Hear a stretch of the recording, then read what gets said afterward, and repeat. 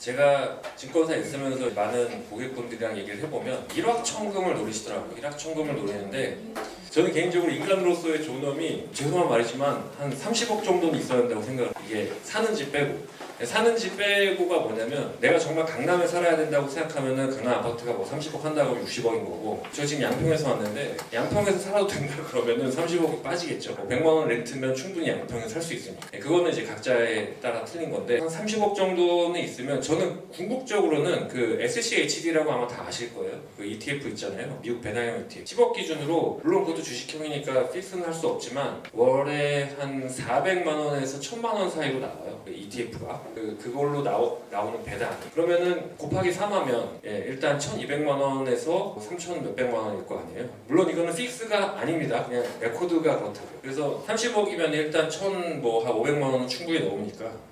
그리고 그건 인플레 해지도 됩니다. 왜냐면 주식형이니까 주식이 올라가면서 인플레 올라가는 구조이기 때문에 그냥 그 다음부터는 하고 싶은 대로 하시면 되지 않을까. 뭐 더 트레이딩을 해도 되고 뭐 놀아도 되고 그 다음부터는 이제 자기가 하고 싶은 걸 해도 되지 않을까. 그래서 제가 생각하는 여러분들한테 그 리딩을 하고 뭐 하는 어떤 기준은 그 30억에서 최하 10억입니다. 제가 30억이 눈이 낮으신 분들도 있을 수 있고요. 그러니까 10억 이상은 SCHD로 결국 스위치할 수 있게. 그러면 400에서 1000만 원이 떨어지는데 내가 부족하다 그러면은 더 일하시면 되고요. 더 오래 일하시면 돼요. 더 불려서 뭐 20억, 30억까지 가도 돼요. 뭐 그거는 개인의 판단인데 저는 기본적으로 파이낸스가 내가 지금 당장 은퇴해도 뭔가 내가 생활비로 걱정하지 않게끔 해주는 게 가장 그 기본이라고 생각을 하거든요. 미국에서는 굉장히 많은 분들이 투기 쪽으로 생각을 하는데 미국에서는 기본적으로 파이낸스에 문제 없게끔 하는 거를 가장 우선시하고요. 그리고 제가 사는 집도 나름 이제 백인 마을에 거주를 하고 있는데 물론 주인들이 하나둘씩 인도인으로 바뀌고 있지만 근데 그 사람들 생각이 그렇습니다. 그러니까 미국 사람들 생각이 뭘 하든지 빨리 직장을 잡아서 401k에 계속 불입을 한 다음에 나중에 이걸 주식형으로 오래 불려가지고 은퇴 자금을 만들어 놓는데 이렇게 생각을 하지 뭐 갑자기 대박이 터져가지고 막 뭔가를 확 하는 그런 개념은 미국 애들이 없더라고요. 그래서 저도 거기서 많이 배우고 뭐 사람들이랑 얘기를 하면서 그렇게 좀 바뀐 부분이 있습니다. 그리고 투기를 했을 때 투기는 당연히 실패 가능성이 있잖아요. 투기를 해서 실패해도 내가 생활비에 문제는 없게 해야 되는 게 아닌가가 제 생각이고요. 생각이 반대이신 분들은 좀 듣고 싶습니다. 언제든지 좀 얘기를 해주시면 좋을 것 같습니다. 자산 관리랑 트레이딩을 좀 저는 구분을 했으면 좋겠거든요. 그러니까 자산 관리라는 거는 내가 내 자산을 적어도 인플레이션보다 제 목표는 당연히 훨씬 더 많이죠. 그걸 관리를 하면서 꾸준히 불려나가는 게 자산 관리라고 보시면 될 것 같고요. 트레이딩은 사실 조금 더 짧은 속성에서 짧은 기초 자산을 가지고 특정 구간에서 사고 파는 걸로 이익을 내는 그걸로 보시면 될 것 같습니다. 그러니까 전반적으로 한국은 대부분 트레이딩을 원하시는 분들이 많고요. 그리고 전반적으로 선진금융은 자산 관리 쪽으로 간 게 맞습니다. 그런데 저는 제가 한국에 있을 때 증권사에 다니면서 저도 트레이더 출신이기도 하지만 자산 관리라는 거를 저는 되게 싫어했어요. 왜 그러냐면 이 자산 관리를 제대로 하는 증권사를 본 적이 없거든요. 그러니까 증권사가 원래 자산 관리형 증권사가 있었고요. 그다음에 트레이딩 쪽에 특화된 증권사가 있었던 거 아시나요? 그러니까 원래 대우증권, 대신증권 이런 데는 계속 사고 파는 쪽, 그러니까 주식을 트레이딩하는 쪽에 특화된 증권사가 있고 그다음에 주로 종금사를 인수한 회사들, 동양증권이나 삼성증권, 한국투자증권 이쪽은 WM 계열이라고 해서 웰스 매니지먼트로 해서 자산관리 쪽으로 이렇게 특화가 된 회사들이에요. 근데 이제 그 경계가 없어지고 그런 게 없어지기 시작을 한 거죠. 제가 15년 전만 하더라도 같은 증권사지만 WM 쪽 사람들이랑 이제 주식 쪽 사람들이 성향이 좀 많이 틀리고 뭐 굉장히 많은 시도가 있었어요. 이거를 WM으로 나누기도 하고 뭐 주식 쪽으로 나누기도 하고 뭐 이런 쪽으로 했었는데 제가 지금 드는 생각은 뭐냐면 그게 부질이 없었다는 생각이 들어요. 왜 그러냐면 자산 관리 쪽으로 우리나라 증권사들이 시도를 했던 이유는 선진 금융을 베낀 거였거든요. 사실 근데 제대로 베낀 적이 없어요. 그래가지고 맨날 실패를 했기 때문에 저는 그게 의미가 없다고 봐요. 지금도 어이가 없는 게 뭐냐면 그 미국 상업용 부동산 그 부실 아시잖아요. 그거를 미래에셋에서 후치로 팔았더라고요. 근데 이거는 제 방에 계신 분들은 아시겠지만 제가 선치 후치 얘기를 되게 오래 전부터 했었는데 후치 상품을 권한다는 거는 전 진짜 쓰레기라고 생각을 합니다. 왜냐면 후치는 담보가 없어요. 그래서 지금 상업용 부동산 미국 거를 파는 사람들이 대부분 상품이 이제 후치 상품을 많이 팔았는데 이게 말이 안 되는 거죠. 근데 좀 모르겠어요. 이게 팔았던 그 경과 스토리들을 보면 제가 봤을 때는 개인적으로 말이 안 되는 상품인데, 그러니까 좋은 상품이었죠. 좋은 상품인데 이제 후치로 팔았으니까 말이 안 되는 거고, 그리고 꼭 그런 거 있잖아요. 클래스를 나눠주면 사람들이 더 하는 게 있더라고요. 판매도 뭐 10억 이하는 안 받습니다. 뭐 이런 식으로 하니까 금방 몇천억이 모이고 뭐 그런 스토리들이 너무 많잖아요. 그래서 그런 식으로 해서 했는데 이게 제대로 된 자산 관리는 마진에 대해서 BP, 뭐 10BP, 50BP, 100BP 뭐 이런 얘기 들어보신 적 있으세요? 이게 증권사가 가져가는 수수료 마진이거든요. 근데 주로 정상적인 상품은 제가 봤을 때는 30BP에서 한 80BP, 적어도 저는 100BP 이상 넘어가는 건 좀 말이 안 된다고 생각을 해요. 근데 옛날에 뭐 은행에서 팔았던 것들 보면은 뭐 500BP인데 원금 비보장형 뭐 이런 것들 팔았거든요. 그 500BP 원금 비보장이면 뭐냐면 5% 수수료를 손치로 떼간다는 거예요. 그냥 원금 보장도 안 해준다는 거예요. 5% 자기가 먼저 먹고 나중에 손실나서 반토막 나고 이런 것들이. 근데 제가 봐도 그런 식으로 쓰레기 시설을 아직도 너무 많이 해요. 제가 이제 증권사 사이트 쫙 들어가서 금융상품들 쫙 보면 우리 눈에 또 보이거든요.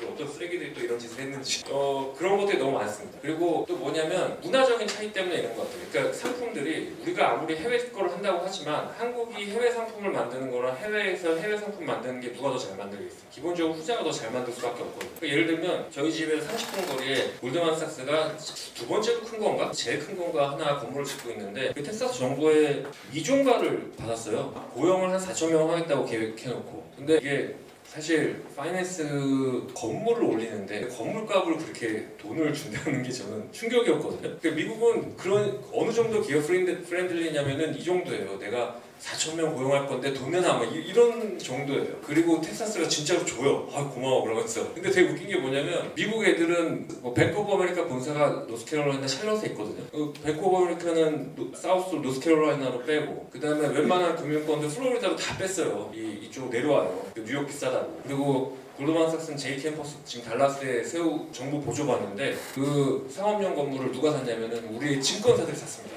네, 90조 산 거 아시죠? 한 40조 샀나? 네, 그리고 후치로 팔았어요. 그러니까 제가 보면 한국 분들이 굉장히 나이스하신 거라고 해야 되나? 증권사에 있으면서 이해 못하는 것들이 너무 많이 되거든요. 아니 그런 거는 그 뉴욕 가서 그냥 조금만 조사를 하고 다녀도 얘네들 상업용 부실이 얼마나 되는지 그런 것들 다 계산이 되는데 어떻게 그렇게 수십조를 고객 돈을 그렇게 말아먹는지 저는 진짜 개인적으로 정말 이해가 안 가요. 그래서 자산 관리는 결국은 큰 흐름 속에서 내가 그런 후치 상품, 500BP 이런 거에 눈팅이 안 당하고 말도 안 되는 뭐 이런 걸 안 하면서 어느 국면에서 놀아야 되나 뭐 그냥 쉽게 말하면 저는 그렇게 정의를 하거든요. 트레이딩은 어떤 기초 자산을 잘 아는 상태에서 조금 더 구체적인 상품에서 어떤 기법을 써서 사고 팔면서 돈을 버는 저는 그런 쪽으로 좀 정의를 하고 있습니다. 정의가 좀 다르신 분들도 있겠지만 제가 운영을 할 때 저는 정의를 이렇게 하고 있고요. 아시겠지만 기술적 분석 이거 하나 하면 된다라고 얘기하는 건 다 사기고요. 오늘 그 사기를 치려고 하는 건 아닙니다. 근데 기준이 없으면 내가 그 손절을 하거나 팔고 나올 수가 없기 때문에 저는 이제 기준을 하나 잡아드리는 겁니다. 이게 뭐 정답이라는 건 아니고 당연히 기본적 분석이 바탕이 돼서 해야 되는 거고 그리고 이거는 원래는 이렇게 합니다. 저는 이제 프랍 트레이딩 할 때 어떻게 했냐면 기술적 분석을 돌려요. 시뮬레이션을 돌리는데 기술적 분석이 뭐 어떤 구간에서 어떤 게 좋을 수도 있고 저런 게 좋을 수도 있고 그렇잖아요. 그러면은 지금 국면에서 어떤 게 제일 좋은가를 시뮬레이션 돌렸었고 그게 뭐 베스트는 아니겠죠. 계속 변수가 너무 많은 거니까. 하지만 그냥 누구나 쉽게 사용할 수 있는 거 그리고 자산 관리나 어떤 트레이딩의 어떤 기준을 잡아주는 거는 저는 CCI가 제일 굉장히 좋은 것 같습니다. 그리고 CCI가 뭐 제일 좋은 게 그러니까 무조건 정답이라는 게 아니라 사실 원리가 비슷해요. CCI든 MAC, 뭐 볼린저 밴드든 원리는 비슷한데 그냥 어느 정도 하나 기준을 갖고 바라보시라는 측면에서 오늘 이거를 가지고 얘기를 드리겠습니다. 그리고 또 제가 오늘 강연회를 하고 싶었던 이유는 제가 톡으로 쓰는 것과 유튜브를 하는 것과 여러분들이 직접 만나서 얘기를 해보면 어떤 게 어렵고 어떤 게 이해가 되고 이해가 안 되는지 그게 좀 궁금해서 강연회를 하는 게 있고요. 제 회원분들 중에는 친구, 그 다음에 처남, 일가 친척이 다 들어와 있습니다. 그리고 회비는 단 한 푼도 깎아주지 않습니다. 그들을 위해서. 그리고 그들이 그래도 좋은 점 하나는 그 친구를 빙자해서 질문을 하는 거죠. 예를 들면 내용 잘 있어요? 그러면서 근데 이건 어떻게 되는 거예요? 뭐 이런 식인데 제가 오늘 강연을 했던 이유는 제가 한 10번 얘기했다고 해서 뭐 다들 이해하시겠지 그랬는데 똑같은 얘기를 전화로 해줬더니 그거군요. 그래서 그럼 10번 했던 거는 뭐지? 전달이 안 됐던 건가? 어제 제 친구도 어제 전화했는데 오늘 뭐 애를 보는 단권 날이라고 해가지고 애를 데리고 와도 되냐 그래서 넌 오지 마라 그랬어. 근데 걔도 고등학교 친구인데 맨날 전화해서 물어보는데 아니 맨날 했던 얘기를 전화해서 똑같이 해주는 거거든요. 저는 뭐 걔한테 특별히 새로운 걸 한 적이 없어요. 근데 전화를 받으면 이해가 된대요. 그래서 왜 이해가 안 되는 건지 혹은 뭐 내가 잘못 가르쳐드리고 있는 건지 그게 궁금했거든요. 그래서 오늘 강의를 해봤습니다. 그러니까 이해 안 되는 거 있으면 물어보세요. 이게 저는 결론적으로 얘기를 드리면요, 그냥 이거는 하나 팁을 갖고 있으면 좋아요. 뭐냐면 그냥 CGI 200으로 자산 관리를 하세요. 그러니까 무슨 말이냐면 비트코인이든 뭐 주식이든 채권이든 그냥 이것만 가지고도 여러분 그 금융 인생이 굉장히 나아지실 겁니다. 기초 자산 아무거나 상관없어요. 뭐 여러분이 투자하고 싶은 거 아무거나 다 보시고 200 밑에 있는 거는 좀 하지 마세요. 200 밑에 있는 것만 안 하면 돼요. 200 위에 있는 것만 하세요. 아시겠죠? 네. 그리고 뭔가를 제일 싸게 사고 싶으면 200 밑에 있다가 200 위로 올라갈 때부터 하시면 돼요. 네. 예를 들면 그런 거 있잖아요. 여보 비트코인 좀 해볼까? 근데 200 밑에 있으면 하지 마세요. 그리고 그럼 200 위로 올라올 때를 노리세요. 그게 최고입니다. 아시겠죠? 이제 이거는 국면으로 보는 거예요. 뭐 봄, 여름, 가을, 겨울처럼 국면으로 보는 건데 200 밑에 있을 때는 그냥 하지 마시고요. 200 위에 있을 때 하세요. 아시겠죠? 근데 제가 이게 되게 엄청나게 중요한 거라고 생각하는데 카톡에 쓰면은 별로 반응이 없는데 진짜 여러분들 얼굴도 반응이 별로 없으시네요. 진짜 제가 이게 되게 중요한 거라고 생각했는데 이게 재미가 없으신가요? 저만 이렇게 즐거운 건가요? 적고 있어요. 적고 있어서요? 이것만 하셔도요 여러분 그 금융 인생에 남들보다 상위 1%라고 저는 확신하거든요. 그러니까 뭐가 좋다 안 좋다 이런 것보다 뭘 해야 되냐 안 해야 되냐를 아시면 되는 거예요. 네, 저는 이렇게 생각을 합니다. 그리고 실제로 제가 아시겠지만 동양증권에서 실적이 전국 1등이었습니다. 네, 영업 실적이 전국 1등이었어요. 제가 지점에 있을 때. 근데 그 동양증권의 공채 출신이 아닙니다. 동양증권도 텃세가 엄청 심한 회사였거든요. 그러니까 동양그룹이 망했겠죠. 근데 동양그룹에서 뭐 제 약간 스토리를 말씀드리자면 동양증권에서 대리를 8년 했어요. 대리를 8년 했습니다. 이 쓰레기 같은 회사가 동양 채권 강판 안 한다고 진급을 안 시켜요. 과장을 1년 했습니다. 그리고 최연소 본사팀장을 달았습니다. 36살. 저 바로 위가 그 가장 나이 적은 팀장님이 44살이었어요.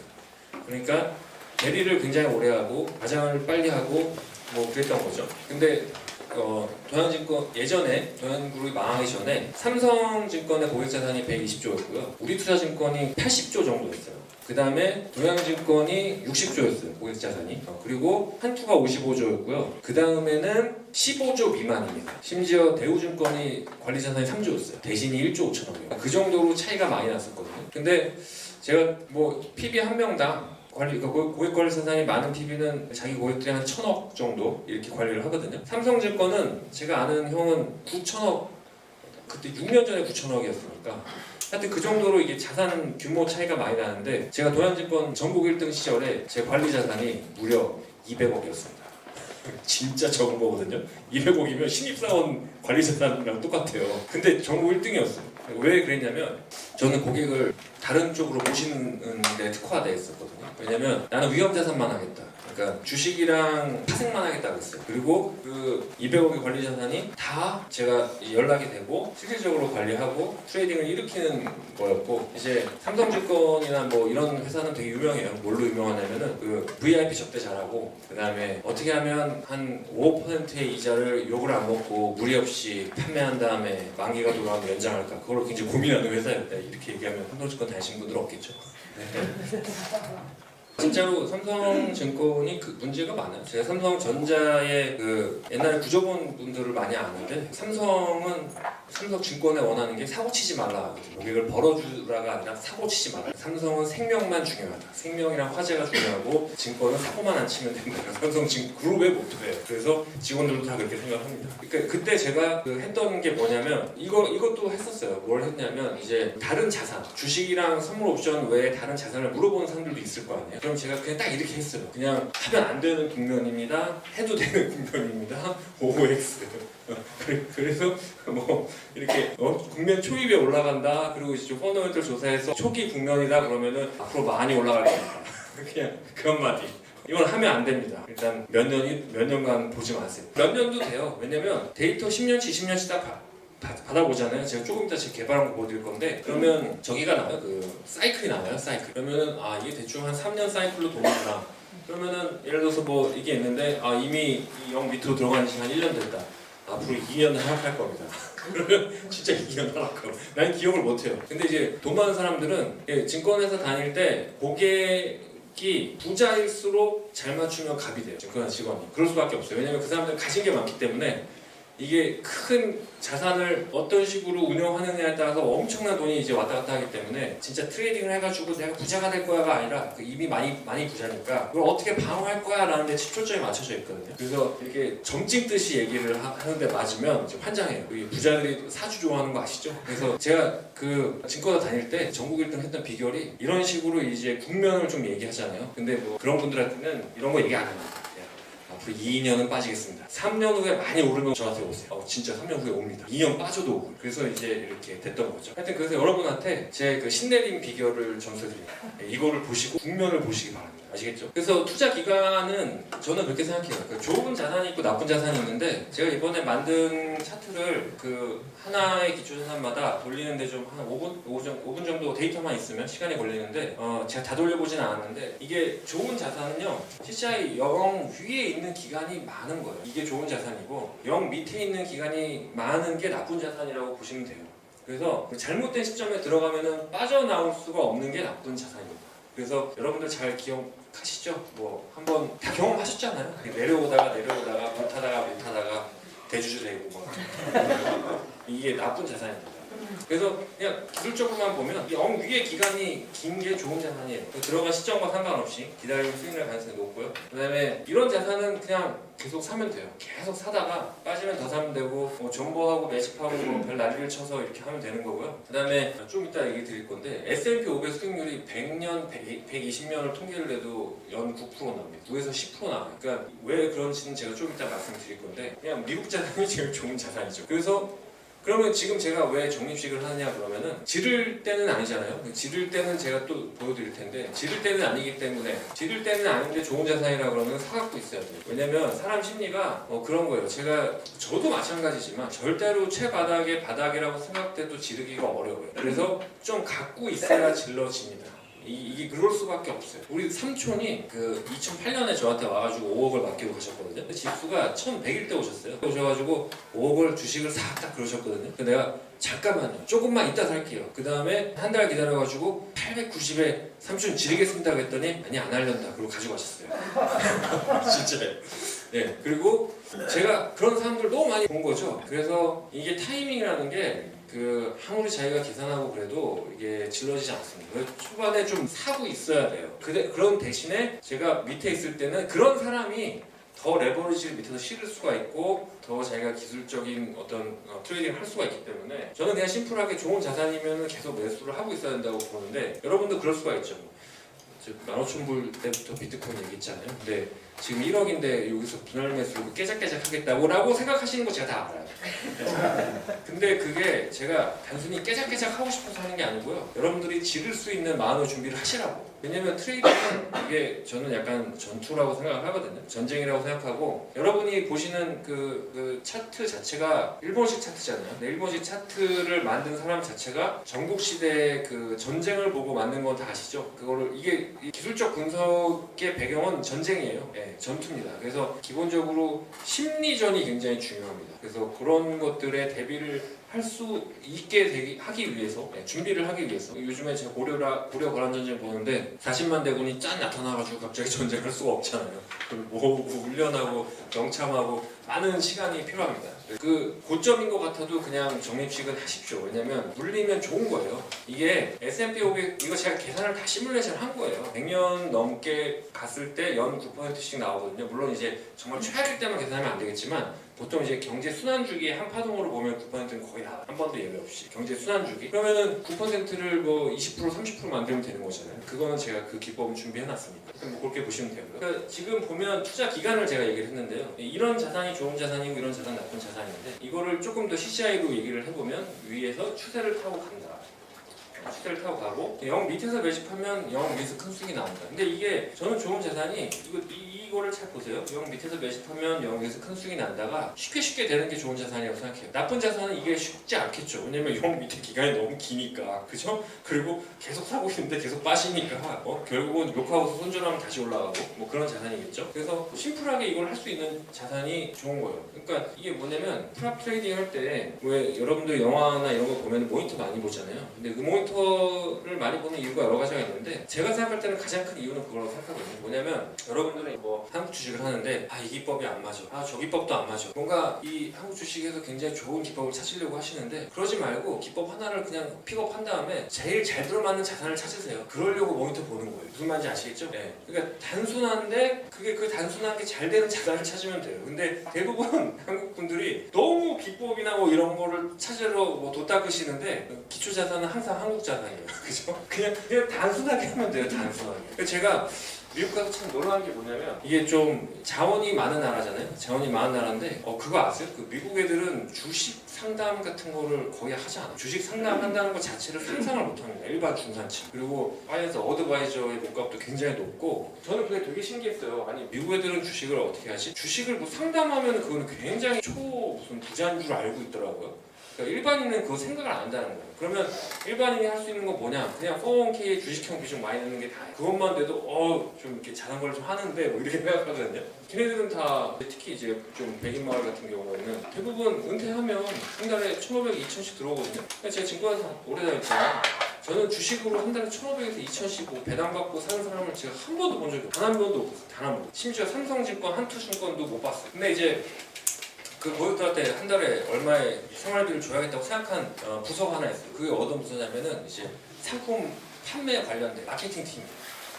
왜 그런 생각을 했냐면 이렇게 꼬시면 되겠구나라고 생각을 한 거예요. 캐치프레이즈만 그렇게 걸었습니다. 캐치프레이즈. 그게 뭔지 아세요? 월지급식 들어보셨죠? 그게 정말 거기가 좋아서 그렇게 나온 게 아니고요. 이렇게 하면 팔리겠다 생각해서 그 니즈를 딱 잡은 다음에 상품 대충 만든 거죠. 그게 좋았으면 지금까지 여러분 다 하고 있겠지, 안 하고 있겠어요?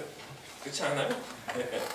그러니까 이런 게 있어요. 이게 나쁜 자산이 0 위로 갈 때 아시죠? 이게 갑자기 슈팅 팍 나왔다가 우리가 잡을 수 없는 그 속도로 확 올랐다가 막 머물러요. 그러면 우리가 이제 막 고민하다가 사면 찔끔 밀리면 다시 내려올 것 같거든요. 그래서 팔면 또 다시 올라가요. 그것도 빠른 속도. 그게 우리가 어떻게 먹어요, 그거를. 그렇지 않아요? 네, 그거 쉽지 않습니다. 그래서 그런 건 저는 나쁜 자산이라고 생각합니다. 그리고 전기차 아시죠? 제 전기차 최바닥에서 얘기한 거 삼성 SDI 진짜 최고입니다. 전기차는 바닥에서 4년 전에 그렇게 얘기해놓고 작년에 막 전기차 하잖아요, 그죠? 우리 비트코인도 아시죠? 우리 15,000불부터 얘기했는데 1억을 찍으면 막 조회수 막 난리 났더라고. 웅달 책방 뭐 이런데 그래서 제가 웅달 책방이랑 그 몇몇 있잖아요, 뭐 김작가 TV 거기에 한번 제가 편지를 썼어요. 저는 15,000불부터 얘기하는 사람인데 저를 출연시켜주세요. 전 데이터가 있습니다. 그랬더니 뭐라고 답변한 줄 아세요? 모든 건 비즈니스인데 단가에 대해서 궁금하십니까? 단가. 돈 내라는 거예요.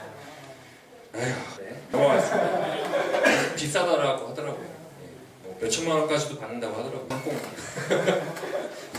자, 제가 이게 제가 한국에서 왜 자산 관리에 대해서 환멸을 했냐면 저는 이제 고객들이 금융상품을 가입했을 때 너무 터지니까 계좌가 이런 거 물어보잖아요. 뭐 언제 은퇴하시겠습니까? 물어보면은 한국에서 이제 WM 쪽에서 미국 거 베껴가지고 하면 은퇴가 당연히 빨리 은퇴는 내일 하고 싶은 거 아닌가? 이런 걸 왜 물어보지? 근데 이게 실제로 메릴린치나 뭐 피델리티나 모든 증권사 미국 증권사 가면 이것만 한 30분 동안 클릭하고 있어야 됩니다. 그래서 저는 미국도 사기꾼인가? 막 이런 생각이 들었거든요. 근데 알고 봤더니 잘못 베껴오고 있었던 것더라고요. 그거 좀 이따 얘기 드리겠는데 그래서 언제 은퇴하시겠습니까? 뭐 이런 걸 물어보죠. 근데 실제로 이런 답변이 나옵니다. 그래서 은퇴를 가능하나 빨리 그러면은 미국에서 그 메릴린치나 이런 데 창에서 위험자산에 많은 비중을 투자하세요. 뭐 이런 식으로 답이 나와요. 네. 근데 제가 궁금한 건 이거죠. 이거는 거기 나온 게 아니라 제 대답인데 그러다 망하잖아요. 그죠? 웃긴 게 뭐냐면 생각을 해보세요. 미국에서 그냥 피델리티나 이런 거에서 이런 질문이 나왔을 때 저는 가능하나 빨리 은퇴하고 싶어요. 그러면은 뭐 주식형 펀드를 구입을 많이 시키라는 결과가 나오거든요. 근데 생각을 해보세요. 진짜 걔네들 부자 됐잖아. 우리 한국에서도 이런 걸 많이 했었거든요. 동현증권이 옛날에 이런 거 만드는 PB들한테 이런 거를 고객한테 만들라고 이게 설계한 시스템이 있었어요. 그때 300억 주고 만든 시스템이 있었거든요. 그러니까 거기에 이런 게 써 있었어요. 그래서 언제 은퇴하시겠습니까? 가능한 한 빨리요. 위험자산에 투자하세요. 그 다음에 동양채권. 무슨 말인지 아시죠? 동양채권. 저기 후순위 상업용 커머셜 부동산. 항상 그랬다니까요. 500bp 상 종목형인데. 그래서 동양증권 썰 좀 풀어드릴까요? 제가 동양증권에서 8년 일했는데요. 가진 모멸과 멸시를 당하면서. 왜냐면 외부 경력직이 와가지고 동양채권을 안 팔잖아요. 그러니까 얼마나 눈엣가시 였겠어요. 그죠? 근데 거기서 이제 사람들이 동양증권이 동양채권을 팔아가지고 그 힘든 줄 알았는데 그렇지 않았어요. STX 채권을 15조 팔아주는 회사예요. 그 다음에 그 종목형 ELS를 10조를 파는 회사가 그게 1년 단위로 나왔어요. 60조 자산이잖아요. STX 그룹을 15에서 20조를 팔았는데 STX 부도났죠. 그다음에 종목형 ELS를 5에서 10조를 팔았는데 그 당시 차트를 보면 이게 다 낙인 터치해가지고 삼성 엔지니어링 같은 거 5에서 10조가 날아갔죠. 한 40조 정도가 이제 반토막 반의 반토막 그게 3년 동안 그게 나오는 게 그 피날레가 동양채권이에요. 그래서 동양증권이 동양채권을 팔아가지고 뭐 이렇게 부도는 안 났지만 뭐 이렇게 되는데 그 전에 3년간 화려했습니다. 그래서 제가 왜 대리를 8년 했냐면 이게 저는 그때 증권사 직원일 때도 그 BP가 100, BP가 넘어가는 거를 파는 거는 말도 안 된다고 생각을 했었어요. 왜냐면 제가 아무리 봐도 생각해보세요. 1억인데 1% 떼는 건 제가 이해가 돼요. 근데 5% 이상 떼면은 쉽지 않습니다. 게다가 5%를 떼는데 원금 보장이 안 되면 그러면 누가 장사 못 하겠어요. 그죠? 근데 장사하잖아요. 근데 오늘 하나은행 때문에 화가 나 있는데 이제 전철 타고 오다가 버스를 딱 보니까 손흥민이 이렇게 딱 있더라고요. 손흥민을 광고 모델로 기용하니까 저런 게 가능한 거다. 어쨌든 그러다 망한다고 저는 생각을 하는데 안 망하게 해드릴게요 라고 해서 한국 애들은 그런 걸 팔았죠. 그 자본자산 가격 결정 모형인데 뭐 이런 거 어려운 건 아실 필요가 없고요. 포트폴리오 이제 수익률은 기본적으로 리스크 프리. 그러니까 여러분이 가장 그 기본적인 국공채 이자 예를 들어서 뭐 1%, 2%든 요즘에 국공채 이자가 올라갔죠. 거기서부터 시작을 했어. 그래서 2개월 만기 포트폴리오와 나의 리스크 성향을 뭐 이렇게 만들어서 적정해서 뭐 하면 된다 뭐 이런 이론이거든요. 이런 거죠. 이 익스펙티드 리턴이니까 이제 예상 이익이고 이게 내가 예상 리스크인데. 그러니까 아까 얘기했지만 빨리 은퇴하고 돈 많이 벌고 싶어 그러면 리스크를 지라는 거잖아요. 리스크를 지면 리턴이 와야 되는데 근데 어떻게 되냐면 이제 동양채권 같은 거 들어가서 이렇게 되는 거죠. 그죠? 무슨 말인지 아시겠죠? 올라가는 게 아니라 올라가다가 뻥 나는 거죠. 그죠? 그게 굉장히 많았던 거죠. 그래서 우리는 어떤 생각을 해야 되냐면 그러면 여기 뻥 나면 안 되잖아요. 뻥 나면 안 됩니다, 여러분. 뻥 나면 망한 거예요. 그럼 그 리스크를 지면 안 되는 거죠. 리스크를 줬는데 수익이 안 나고 손실이 나면 큰일 나는 거죠. 그럼 리스크를 빨리 줄여야죠. 그렇죠?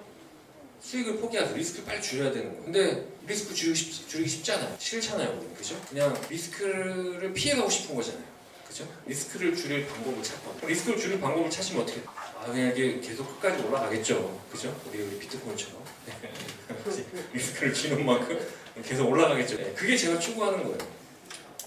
어려우세요? 그죠? 아니 안 어렵죠? 리스크를 지면 수익이 나야 되는데 손실이 나면 망한 거죠. 그러면은 줄여야 되는 거죠. 리스크를 지면은 손실 나니까. 내가 5%도 안 된다. 그러면 내가 1년에 무조건 내가 눈을 감고 나는 얼마를 먹을 수 있어라고 확신하는 그 주식이든 채권이든 한번 생각을 해보세요. 하다못해 갯돈이든 내가 가슴 손하고 자면서 나는 1년에 8%는 무조건 먹을 수 있어. 뭐 이런 생각이 있을 거 아니에요. 근데 아마 눈을 감아보면 손실난 기업들이 많으실 거예요. 그죠? 네. 그러면은 손실난 기업들이 많다. 그리고 냉정하게 말해서 0% 국공채예요. 그죠? 네. 내가 원하는 건 요거지만 내 현실은 리스크 프리 하셔야 됩니다. 그죠? 근데 그러면은 제가 돈을 여러분한테 받을 필요가 없겠죠. 왜냐면 그 여러분들 국공채를 이자를 하게 되면 회비를 어떻게 받습니까? 그래서 제가 추구하는 거는 항상 리스크를 반땅지는데 리스크를 도망갈 방법을 그죠? 이게 제 몸값인 거죠. 그래서 이거는 좀 유치하지만 제가 돛담배 차트라고 줬어요 이름을. 제 반응도 보고 싶어서 한번. 근데 제가 저기 오클라호마에서 빠져 죽을 뻔한 거 아시죠? 내가 배를 타고 갔는데 애가 여기 있었어요 정말. 그래서 이렇게 하려다가 이게 안 닿아가지고 제가 그 영화처럼 이렇게 다이빙을 했어요. 멋있게 보이려고 했는데 여기서 이렇게 간 거예요. 그래서 제가 수영 잘하거든요. 근데 그때 알았어요. 이제 왜 미국 강에서 그렇게 사람들이 빠져주나. 이게 염분이 없으니까 이게 가라앉아요. 가라앉아서 점점 멀어져 갑니다. 그래서 거의 죽음의 문턱까지 가 있었습니다. 그래서 저는 이게 자산 관리가 제일 중요하다고 생각하거든요. 그러니까 들어오는 바람, 이렇게 바람. 돛담배는 이제 동력이 없으니까 바람으로만 항해를 해야 되잖아. 그죠? 그래서 저는 어떤 방향이 제일 중요하다고 보는데, 그래서 그 방향을 제가 오늘 설명을 하기 위해서 온 거죠. 이거는 제가 만든 건데 어떻게 만들었냐면, 기본적으로 아까 국면을 제가 만든 거예요. 진짜 0 위에 있는 국면, 0 밑에 있는 국면, 이거를 제가 만든 겁니다. 이게 뭐냐면 코스피 CCI 200이에요. 코스피 CCI 200인데 이게 파랑이 이게 정배열된 1수입니다. 1수. 보시면은 이게 250이죠. 250. 제가 250로 픽스를 한 게 아니라요. 실제 거래를 데이터 받아서 온 거예요. 그래서 약간 며칠씩 차이가 있는 게 그겁니다. 그래서 1년이 252거래일 정도 뭐 대충 나오는데, 그래서 이제 2005년에는 그냥 파랑 정배열만 계속 나왔고 뭐 그런 거거든요. 근데 여기서 우리가 이제 제일 중요한 게 자산이 좋은 자산이냐 아니냐가 중요해요. 왜 그러냐면 이게 우리는 항상 그것 때문에 망하잖아요. 아, 이게 너무 많이 빠져서 샀는데 더 빠지는 거. 그거는 되돌림이 없는 거죠. 근데 되돌림이 무조건 있을 수밖에 없는 게 첫 번째는 지수죠. 그 지수, 원자재 이런 것들은 있죠. 왜냐면 코스피 지수, 뭐 이런 주식시장의 지수는 경제 선행지표이기 때문에 이게 빠지면 정부가 인위적으로 부양을 시킬 수밖에 없잖아요. 예. 왜냐면 빠지는 거는 이제 경제가 안 좋아지니까 빠진 거죠. 경제가 안 좋아지니까 빠지니까 정부는 금리를 내리고 양적 완화를 해서 부양시키잖아요. 그래서 우리는 확실하게 아는 거는 지수는 되돌림이 있다, 그거잖아요. 그래서 여기서 봤을 때는 우리는 되돌림이 있는 쪽에 투자를 해야 됩니다. 그냥 계속 내려가다 상패당하는 거는 큰일 나고요. 결국은 되돌림이 있는 걸 해야 돼요. 그래서 먼저 지수를 가져왔는데, 제가 이거를 대충 해보면 빨강이 70% 이상이면 그러면은 그 다음 해에 사면 최저가예요. 그 해부터 슬슬 사다가 그 다음 해에 바닥 찍습니다. 이 빨강이 50 이하로 내려가면은 이제 70% 이상이 있는 건데, 여기 보시면 2008년, 2019년, 2022년, 그쵸? 세 번 있었어요. 그러면은 이게 보면 어때요? 1년씩 후거든요. 2009년, 2020년, 2023년이에요. 그래서 이거로 하게 되면 우리가 최저점을 잡을 수가 있는데, 근데 사실 그렇잖아요. 우리가 돛담배를 딱 띄웠어요. 바람의 방향을 딱 바람을 봤잖아요. 바람이 방향이 반대로 바뀌기 전까지는 그쪽으로 불겠죠? 그러면은 그때 우리가 할 일이 뭐가 있겠어요? 없지 않아요? 바람을 탔는데. 그렇죠. 그래서 제가 하고 싶은 말은 뭐냐면 너무 트레이딩을 그렇게 열심히 할 필요가 없지 않나, 저는 그렇게 생각을 합니다. 근데 제가 리딩을 할 때 좀 힘든 게 뭐냐면 한 번은 그냥 확 질러놓고 그냥 놀고 싶은데 놀 수가 없다는 거죠. 놀았더니 다 나가고 중간에 들어온 사람이 뭐 하고 있냐, 열심히 안 산다 지금 이러니까 괴롭습니다. 그래서 사실은 이런 걸 하고 싶은 건데, 근데 그런 걸 하고 싶으니까 여러분한테 좀 양해를 구하려고 교육을 하고 그런 거고. 그래서 보통 보면은 그렇게 70% 이상 됐을 때 그해 겨울부터 시작해서 조금씩 매집을 하면서 뭐 이렇게 레버리지 있는 것들로 사도 되고, 그렇게 하다 보면 그러면은 저점 잡고. 그래서 뭐 약간 써놓으면 한쪽만 완벽히 장악한 다음에 반대 방향으로만 갑니다. 통상 연속적으로 가요. 그러니까 이게 CI 200 영선 한번 넘잖아요. 그럼 보통 15에서 200, 길게는 250일까지 갑니다. 바람이 계속 그쪽 방향으로 가요. 그리고 파랑은 주식 보유만 하고요. 빨강은 현금 보유만 하시면 되고요. 통상 파랑이 더 많습니다. 그러니까 이게 좋은 자산은 파랑이 당연히 많겠죠. 왜냐면 또 좋은 자산은 정배열이니까. 정배열은 당연히 파랑이 많을 수밖에 없습니다. 그리고 빨강 원래 빠질 때 더 빨리, 항상 빠지는 속도가 빠르거든요. 확 빠졌다가 밀고 올라갔다가, 확 빠졌다가 밀고 올라갔다가, 이런 흐름입니다.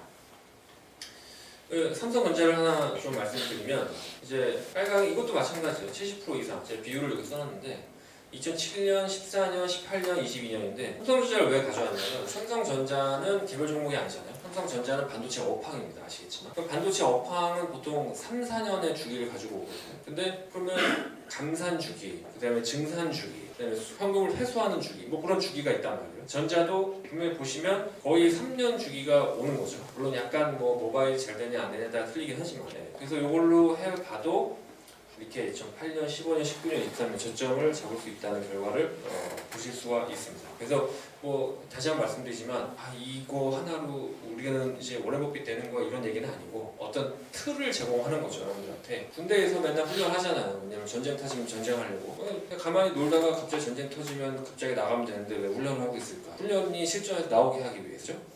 그런 것처럼 이런 틀을 제공하고 구체적인 어떤 뭔가 액션을 생각하고 있어야 그 자리에서 살 수가 있습니다. 그래서 제 딴에는 참 많은 훈련을 해드렸다고 생각하는데, 사시죠라고 얘기했을 때 나중에 올라와서 보면 다 없으신 경우가 많았죠. 그렇죠? 그래서 비트코인 같은 경우에도 제가 궁금한 거는 제가 너무 적게 얘기했나요? 왜냐면 친구가 야 너 몇 개 가지고 있어? 그러면은 없어. 좀 뭐 했어? 그 이런 건 뭐 한 거지?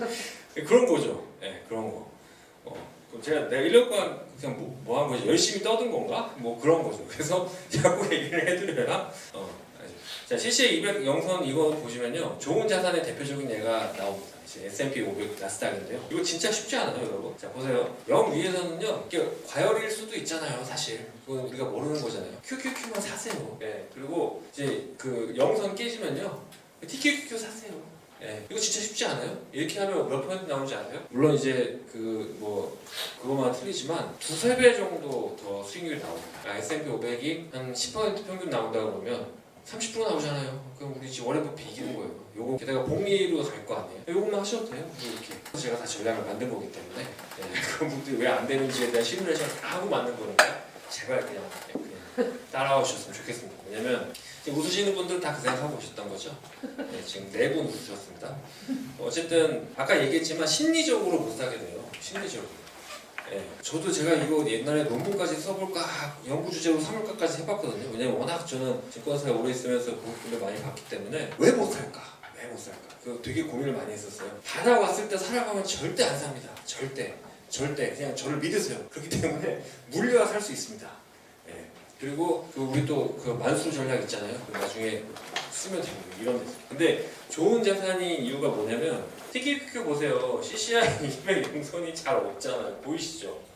예? 이게 좋은 자산일수록 영선 밑으로 내려가는 기간이 별로 없어요. 예. 이제 앞으로는 제가 투자하는 종목들 보면 그거를 좀 해보려고. 그러니까 아까 그 뒷담화 체크 제가 한번 돌려본 다음에 얘의 어떤 주기성을 좀 한번 보고 과연 그때 무슨 일이 있었나까지 한번 데이터 검증해보려고 합니다. 그냥 미국 되게 단순하게 살아요. 그리고 제가 미국 종목도 마찬가지예요. 그러니까 뭔가 그런 거 있어요. 가끔 뭐 워렌 버핏이나 이런 사람 얘기할 때 뭐 미국인의 뭐 이렇게 얘기되는 거 있죠. 미국인의 유통, 미국인의 온라인 상거래, 미국인의 차 이런 식으로 얘기되는 건 있잖아요. 그것들은 진짜 시총이 계속 커질 수밖에 없는 구조예요.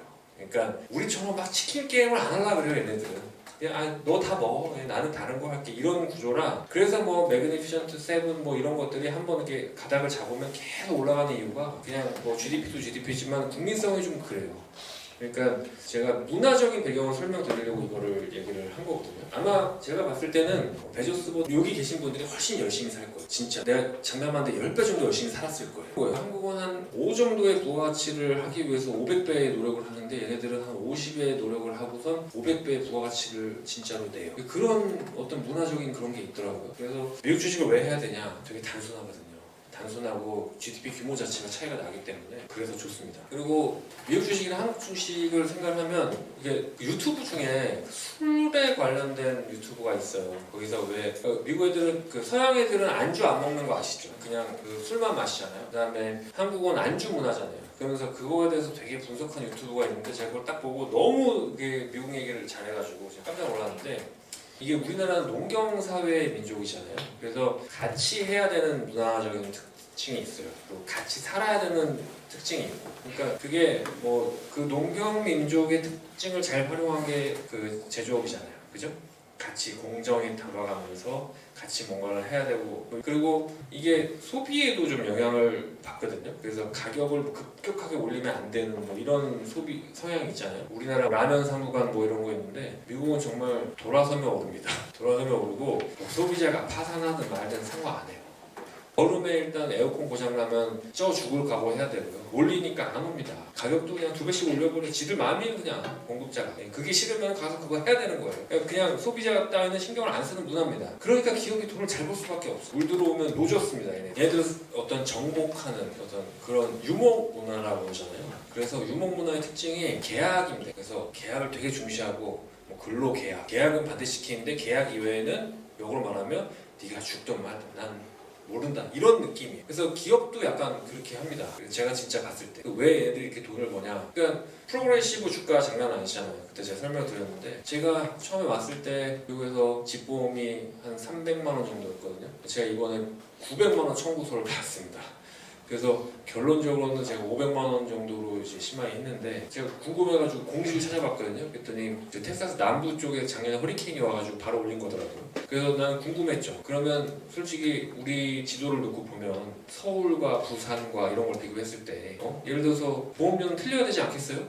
아무래도 그럴 수밖에 없잖아요. 우리 지형적 특징이 있는데 근데 뭐 예를 들어서 뭐 경상도에 태풍이 와서 경상도에 올려봐요. 그럼 우리가 나만 알 것 같으세요? 그래서 이것도 제 근거본에 다 물어봤죠. 물어봤는데 원칙적으로는 자율이에요. 보험사가 지역별로 하는 건 자율인데 아시죠? 자율이라고 진짜 자율이 아닌 거. 예. 행정지도 일단 나가고요. 그리고 그거 언론에 조리돌림 되게 딱입니다. 그래서 사실은 6년 왜 돌아오냐고 물어보시는데 진짜 너무 살기 좋습니다. 한국이. 한국 100배 좋은 것 같습니다. 예. 마음 잡았어요. 이 좋은 거를 포기할 수 없다. 확실히 들었습니다.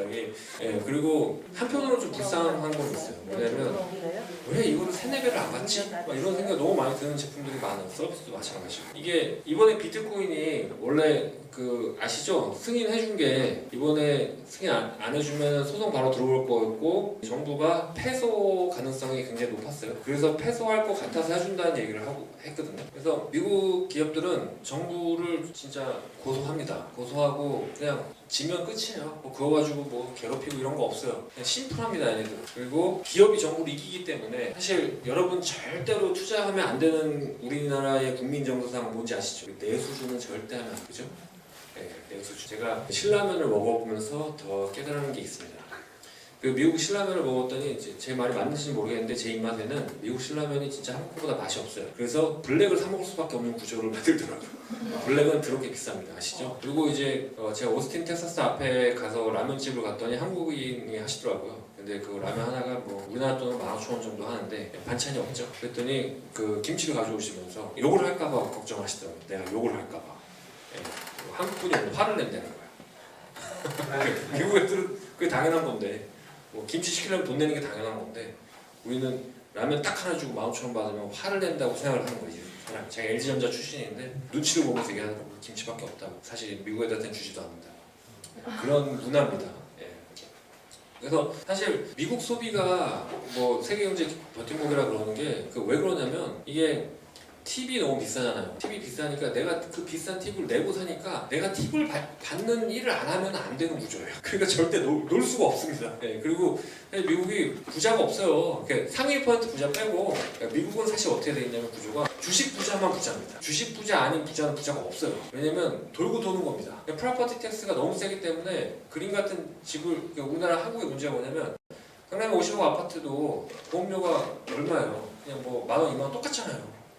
미국에서 50억 주택이라고 하면 보험료가 얼마일 것 같으세요? 제가 봤을 때는 한 3-4억 할 거예요, 보험료. 그러니까 많이 벌어도 많이 빠져나가는 구조가 돼 있어요. 그러니까 내가 가만히 있을 수가 없는 구조를 만들어 놓는 거예요. 그러니까 엄청 소비하고 그리고 내가 비싸게 샀으면 비싸게 팝니다. 그러니까 물가를 못 잡는 거예요, 구조가. 근데 이제 한국은 물가 막 높다고 그러는데 이게 말이 안 되는 거예요. 진짜 미국 가면 우리 아버지가 오스틴 여행 와가지고 라면 사줄게 그러니까 밥 사줄게 그래서 제가 라면집 모시고 가는데 비싼 거 먹지 뭐 이거 뭐 그랬는데 아시죠? 우리 5만 원만 내고 나머지 네가 내려가서 제가 12만 원 낸 거. 한국 주식이 이게 말이 안 되죠. 사실 한국 사회는 지금 자유민주주의는 아니에요. 미국 기준으로 봤을 때는 제가 텍사스 애들한테 한국에서 코로나가 패스하고 뭐 이런 정책들을 얘기하면 노스 코리아인 줄 알아요. 얘네들은 상상을 못합니다. 그래서 사실 자유민주주의는 아니고 되게 나쁘다는 게 아니라 뭐 어쨌든 그렇습니다. 사실 시장 경제는 아니에요. 제가 확실히 봤어요. 왜 이런 얘기를 하냐면 주식에 영향을 미치기 때문에 코리아 디스카운트가 그래서 디스카운트 된다고 저는 확신하거든요. 그래서 미국은 사실 주식을 안 하면 안 돼요. 왜냐면 기업들이 프로그레시브가 나를 이렇게 힘들게 하잖아요. 이 보험이 막 1년에 갑자기 200만 원 받다 500만 원 받잖아요. 그럼 나는 프로그레시브 주식을 안 가지고 있었으면 살 수가 없어요. 주식을 팔아서 300만 원 더 내야겠죠. 그죠? 진짜 그런 구조예요. 그래서 미국 내수주도 끝도 없이 오잖아요. 가지고 있어야 돼요, 그 주식을. 그래야지 얘네가 나한테 총 부는 걸 얘네 주식 팔아도 낼 수가 있다니까요. 한국이랑 상상 못할 일이잖아요. 미국 주식 하라고 하는 얘기예요. 똑같은 거예요. 그게. 한국은 주식 부양이 안 되잖아요. 주식 부양이 안 되는데 미국은 구조 자체가 주식 부양이 되는 곳이니까. 미국의 저 같은 경우에는 보험료를 내려면 프로그레시브를 가지고 있다가 이거를 팔고 보험료를 내야 되지만 예? 여러분은 그냥 프로그레시브 들고만 있어도 되잖아요. 그리고 보험료 10,000원 내면 되는 거 아니에요? 원래 여러분 경제 성장률에서 제일 중요한 3대 요소가 뭔지 아세요? 어차피 주식은 경제 성장률로 가는 건데 첫 번째가 그 기술 개발이고요. 두 번째는 인구 증가고 세 번째는 증가한 인구의 생산성이에요. 이거 세 개가 핵심 요인입니다. 물론 이렇게 수치는 다 따를 수 있겠지만 첫 번째는 기술 개발은 우리가 미안하지만 안 됩니다. 안 돼요. 왜 안 되는 줄 아세요, 여러분? 우리가 멍청해서 안 되는 게 아니고요. 시장이 없어요, 시장이. 그러니까 예를 들면 우리가 아무리 좋은 걸 기술 개발해도 그러니까 미국이나 중국에서 우리는 이 한국이 만든 거 안 써. 우리는 이거 써. 그래버리면 우리는 그걸 할 수가 없습니다. 그리고 상위 1% 인재도 차이가 날 수밖에 없고요. 그러니까 미국 애들이 여러분이 미국에 가시면 상위 10% 안에 든다는 건 제가 자신하는데 여러분들 1% 안에 들기는 쉽지는 않을 겁니다. 예, 그러니까 한국 1%랑 미국 1%가 너무 비교가 되는 거죠. 그리고 생산성의 문제가 또 어디서 나오냐면은 저기서 나와요. 한국은 크레딧이 펄이나 직장이나 뭐 사는 곳이나 이런 곳에서 많이 나오잖아요. 근데 그 미국은 그런 게 진짜 없습니다. 뭐 아예 없진 않겠지만 미국의 그 학벌 랭킹을 아는 거는 동양인이에요. 현재는 잘 몰라요. 예. 그리고 걔네들은 되게 실용적인 그런 거라서 어느 학교 나왔느냐가 중요하지만 그것도 중요하겠지만 그거보다 더 중요한 게 이제 진짜 자기 실무만 보거든요. 정말 실무를 봐요. 실무. 그리고 자기 인턴 자리 얻으려고 막 전화 돌리고 찾아가고 꽃 돌리고 막 이런 것도 능력이에요. 걔네.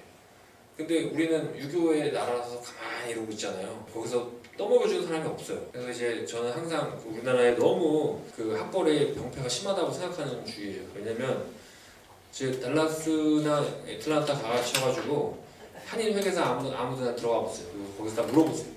여기 하버드 나와서 도넛집 하는 사람이 있나요? 그럼 넘친다 그래요.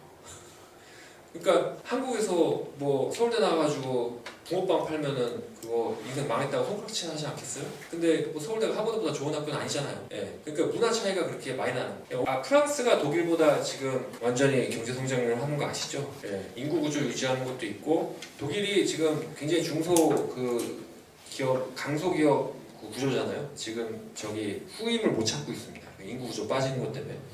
그다음에 저번에 제가 한국의 라디오스타를 딱 보면서 그 무슨 김이나 작가인가 그분이 나와가지고 김은구 아저씨가 애를 안 낳아 막 이랬더니 화를 내는 걸 제가 봤거든요.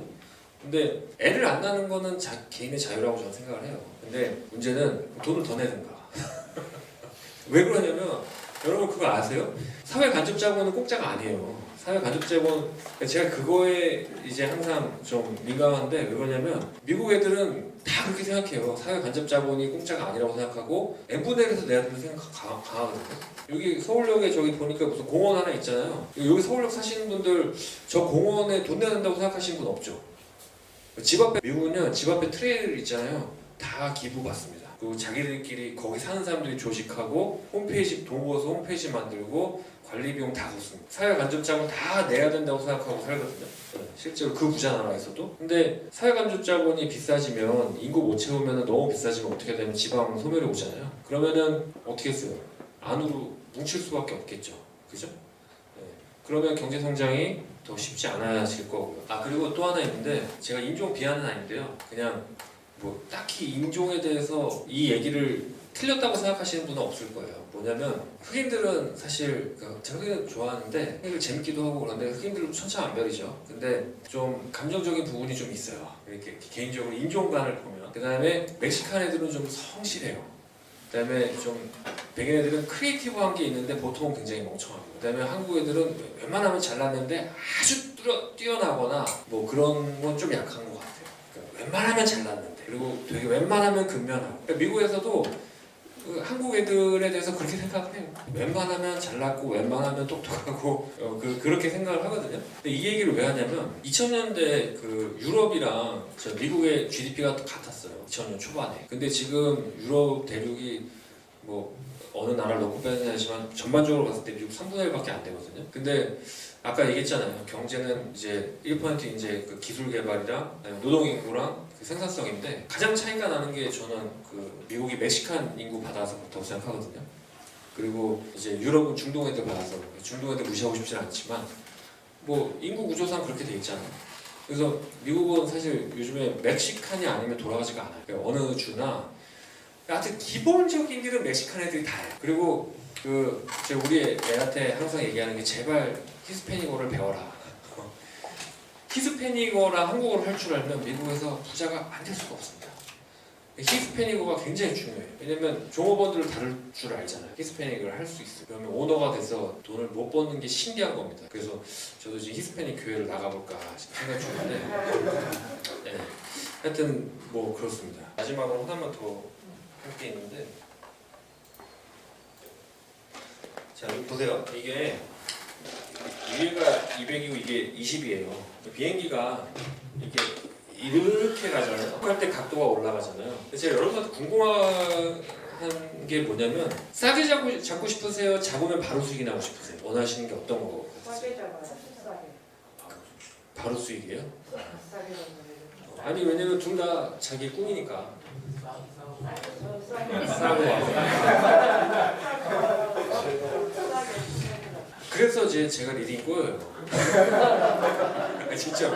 뭐냐면 진짜 리딩이 꼬여요. 제가 아시죠? 제 화살표대로 못하는 이유가 뭐냐면 이게 그런 거예요. 뭐냐면 원래 어느 정도의 손절은 하면서 극대화 시키는 게 맞거든요. 근데 이 회원의 니즈가 그렇지가 않다는 걸 제가 알고 있기 때문에 조금이라도 더 먹고 조금이라도 완벽하게 팔고 작은 전투에서도 이기고 큰 전투에서도 이기고 원래 작은 걸 버리고 큰 걸 이겨야 되는데 작은 것도 이기고 큰 것도 이기고 그리고 또 가입 시기가 다르니까 들어오자마자 손절하면 안 되잖아요. 그러니까 그런 것들이 저를 짓눌러서 그런 건데 어쨌든 제가 이 얘기를 왜 하냐면 여기 영선을 여기서 넘었잖아요. 긴 그게. 근데 이게 가면 자 보세요. 이런 식으로 갈 거 아니에요. 그러면 제가 여러분한테 원하는 거는 이거예요. 오늘 왜 얘기했냐면 영상 넘으면 여기 시작점에서는 일단 국면을 이거를 매매를 해서 좋는 기초지 않을까 이렇게 판단하시라는 거예요. 제가 얘기하고 싶은 거예요. 그리고 그 시점이 싸다는 거예요. 그 얘기를 하고 싶은 거고요. 그 다음에 트레이딩은 이게 200일선이고 21선이잖아요. 트레이딩은 어느 정도 올라가서 거기서 위에서 이게 있잖아요. 영선을 넘은 지 한참 되면 어떤 일이 생기냐면 그냥 21선 밑에서 올라갈 때만 사도 돼요. 이렇게. 그게 이거 제가 대신증권에서 제가 여러분한테 얘기 한번 들었는데 예를 들어서 우리가 하이닉스를 볼게요.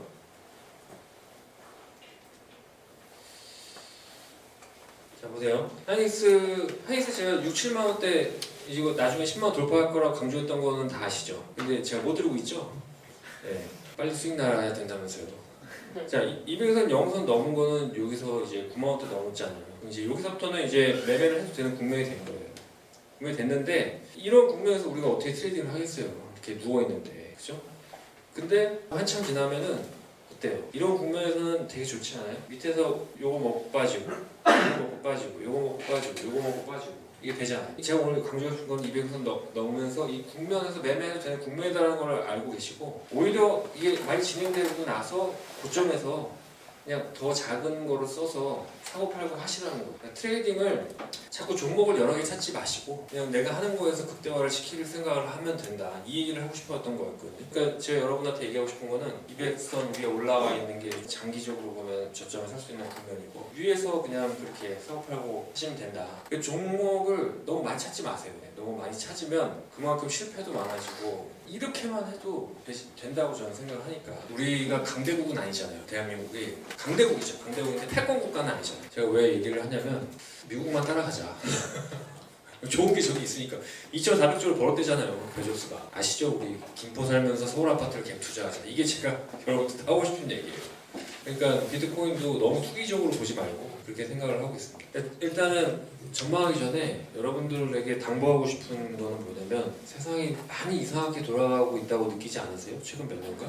네, 저도 그렇게 느끼고요. 그래서 더 정신 차려야 된다고 생각을 해요. 그리고 자산관리 측면에서도 제가 오늘 왜 이거를 얘기를 하냐면 되게 많은 생각지도 못하는 것들이 뜨고 지고 할 거예요. 근데 우리가 너무 고정관념을 가지고 바라보면 그거를 다 잊어버릴 거라고 생각을 하거든요. 그러니까 사실 제가 한국에서 비트코인 절대 매매 안 했잖아요. 근데 미국 가서 이거 판을 흔들겠구나 싶어가지고 여러분한테 강력 추천을 한 거고 그리고 뭐 카톡에 썼지만 비트코인이 이제 미국에서 세대간 제너레이션 복수라고 얘기를 한단 말이에요. 근데 이게 말이 되지 않아요, 여러분? 지금 세계인구 70억인데 애들이 어떻게 부동산을 사요? 그렇지 않아요? 게다가 인구도 줄어들고 있는데 이제 그러니까 애들이 화가 나서 안 받아준다는 거예요, 부동산을. 저는 그 말이 진짜 맞다고 생각을 해요. 2024년부터 시작해서 앞으로 10년간 제가 여러분한테 개런티 할 수 있는 건 제가 틀릴 수도 있겠지만 나름 정말 이민까지 가면서 미국 시장을 조사하면서 깨달은 걸 여러분한테 드리고 있는 건 맞습니다. 물론 제가 틀릴 수는 있지만 그리고 그런 것들에 대해서 좀 더 전향적으로 바라보셨으면 좋겠고요. 그리고 2024년, 25년 전망을 하기에 앞서 어떤 기초자산을 전망하느냐의 문제죠. 그러니까 제가 여러분한테 말씀드리고 싶은 건 국내 주식의 2024년 전망, 2025년 전망에 국한하지 말고 CCI 200이 넘는 자산이 뭔지에 대한 전망 그리고 그걸 빨리 받아들이는 전향적인 자세 그게 굉장히 중요하다. 그래서 내가 이걸 한 거다. 라는 겁니다. 진짜로. 만약에 내가 관점을 2024년에 국내 주식이 너무 좋아요 라고 얘기를 했으면 그럼 우리가 비트코인을 왜 사겠어요? 그렇지 않습니까? 예. 제일 하고 싶었던 얘기예요. 메시아 200 영성을 강조한 것도 우리가 한국 시장만 바라보면 시장 200 영선을 넘냐 안 넘냐 뭐 이것만 바라보고 있겠지만 영선 넘는 게 어디서 튀어나올지 어떻게 알아? 그렇죠? 튀어나오는 거면 조사를 해서 잡아야 되지 않겠어요? 갑자기 은이 튀어나온다. 은 사면 되는 거 아닐까요? 네, 그거를 좀 먼저 얘기를 하고 싶고요. 그 다음에 전망 자체는 뭐냐면 미국이 경제가 정말 너무 좋습니다. 너무 좋은데 제가 2년 전에 여러분들한테 4개를 강조를 했죠. 내가 우리 와이프한테 집 팔자라고 얘기했던 4개의 자산이 있어요. 그게 TQQQ랑 SOXL이랑 TMF랑 비트코인 4개입니다. 그리고 저는 왜 TMF만 가지고 있을까요? 이러고 싶습니다. 이러고 싶은데 진짜 안 팔라 그랬어요. 진짜 안 팔라 그랬는데 미국 병원비 때문에. 그래서 여러분한테는 죄송합니다. 왜냐면 제가 파니까 마음이 멀어지더라고요. 그렇지만 여러분도 깨달았잖아요. 코로나가 대박이라는 거. 그죠? 네. 그래서 편견 없이 자산을 바라보는 게 제일 중요하고 그 200선을 그래서 얘기한 거고 사실 그냥 다른 거 다 떠나서 여러분 1년에 2번 급락했을 때 코르만 사면 버핏 이길 수 있지 않아요? 네. 이거 다 이제 인정하시죠 다들? 네. 그래서 저도 이제 힘든 거죠. 왜냐면 인정을 시켜드리기까지 나는 뭘로 먹고 살아야 되는 건가? 어느 날 TQQQ만 합시다. 코르만 합시다. 그럼 다 나가지 않겠어요? 그렇죠? 저 같은 학고는 뭔가 보여드려야 되잖아요. 증명해서 보여드리기까지 시간이 걸려요. 유명하면 그냥 하세요라고 하면은 뭐 하겠지만 저는 굉장히 생산성이 안 나오는 거죠. 비트코인을 15,000불부터 얘기해도 뜨지도 않잖아요. 아니 코루가 MSCI 살변데 이 미국 놈들이 왜 MSCI를 만들었겠어요? 그렇지 않습니까? 제가 우리 한국 자산 관리를 하신 분들한테 좀 답답한 게 그런 거예요. 너무 왜 이렇게 좁게 볼까? 얘네들은 정말 크게 보거든요. 네, 크게 보고 그 중에서 제일 좋은 거예요. 근데 나는 답답한 게 내가 SOX를 얘기하고 TQQQ 얘기하고 그러면은 솔직히 여러분들 50만 원 사보십니까? 5천 사야 되는데 그죠? 근데 이제 또 훈련이 되시니까 또 몇 번 하니까 늘어나시면 되는 겁니다. 한국이 되게 먹거리가 풍부한 나라가 아니에요, 여러분. 와이드 오픈하시고 제가 그러려고 미국까지 갔잖아요. 거기서 저소득으로 정부 보조 한 달에 140만 원 보험료들 보조 받으면서 여러분들을 위해 리서치를 하고 있잖아요. 제가 최근에 스타트업 CEO 제의 받았거든요, 미국에서. 근데 안 하기로 했습니다. 그리고 안 하기로 하고 투자 자문사도 지금 세우려고 하잖아요. 제가 뭐 돈 벌려고 하겠어요? 아니 돈 벌려고 하는데 기본적으로 이 업이 좋아서 하는 거니까 매니아 기질로 하는 거니까 그 얘기 좀 생각하시고 좀 와이드 오픈해서 하겠습니다. 장 좋은 걸로. 그리고 6월달에 금리 내려갈 수 있는데 제가 TMF를 좀 잘못 본 거 딱 하나가 있어요. 그게 뭐냐면 원래 무조건 금리가 내려가는 게 맞거든요. 근데 이게 생각보다 불법 이민자가 너무 많은 것 같아요. 진짜로. 그것 때문에 인플레가 안 잡히는 게 좀 있어요. 그러니까 지금 어느 정도냐면 인도랑 중국의 중산층이 움직이진 않았었거든요. 인도, 중국 중산층이 얼마나 많겠어요. 두 나라가 거의 한 20% 30% 되지 않아요, 전체 인구에. 중산층이 지금 남미 통해서 지금 뭐 고난에 5개월 숨어가지고 들어옵니다. 그래서 저는 제가 잘못 본 게 그거 하나예요. 그래서 저는 이게 떨어질 줄 알았는데 그 인구가 너무 들어오다 보니까 걔네들이 쉽게 잡히지는 않는 부분이 확실히 있긴 있습니다. 근데 저는 이렇게 생각이 드는 거죠. 지금 여기서 여러분들 한번 생각해 보세요. TQQQ를 지금 질를 수 있겠어요? 나스닥을? 못 지르겠죠. 그러면은 여러분들 이렇게 생각하시겠죠. 아 여기 보니까 아까 네 분이 적립식도 못하겠다고 했는데 이 지수에서는 TQQQ를 어떻게 지르겠어요? 그럼 여러분도 생각하시는 거 그거 아니에요? 한 번 빠지면 지르겠다. 그거 아닐까요? 그쵸? 그럼 미국장이 어떻게 하면 빠질까요? 미국장이 어떻게 하면 빠질지 모르겠는데 확실한 건 빠지면 금리 인하하고 금리 인하하면 TMF는 대박이 납니다. 그쵸? 그래서 사실은 제가 SOXL이랑 TQQQ랑 비트코인 중에랑 TMF 중에 제일 안 좋게 본 게 TMF였어요 사실. 근데 왜 난 TMF를 가지고 있냐면 TQQQ를 원래 제일 좋아했어요. 근데 병원 때문에 팔았잖아요. 그리고 날라갔는데 못 잡았잖아요. 그러니까 화가 나잖아요. 근데 여기서 TQQQ를 못 사니까 왜 TMF를 샀냐면 나는 TMF가 엄청 수익이 났을 거라고 생각해서 산 게 아니고요. 만약에 엄청나게 박살이 났을 때 미국 경제가 그럼 TMF가 오르는데 TMF가 오른 것보다 TQQQ가 더 많이 빠졌을 거예요. 그죠? 그죠? 어차피 우리는 TQQQ를 채워놔야 되잖아요. TMF로 버는 것보다 TQQQ가 더 빠졌으니까 스위치할 때 얼마나 좋겠어요. 그죠? 그러고 확신을 했는데 점점 불안해져요. 하도 미리국을 많이 하니까. 그래서 일단은 6월 달에 금리 인하하고 7, 8월에 금리 인하하고 TMF는 올해 연말까지만 가지고 있으려고요. 네, 올해 연말까지.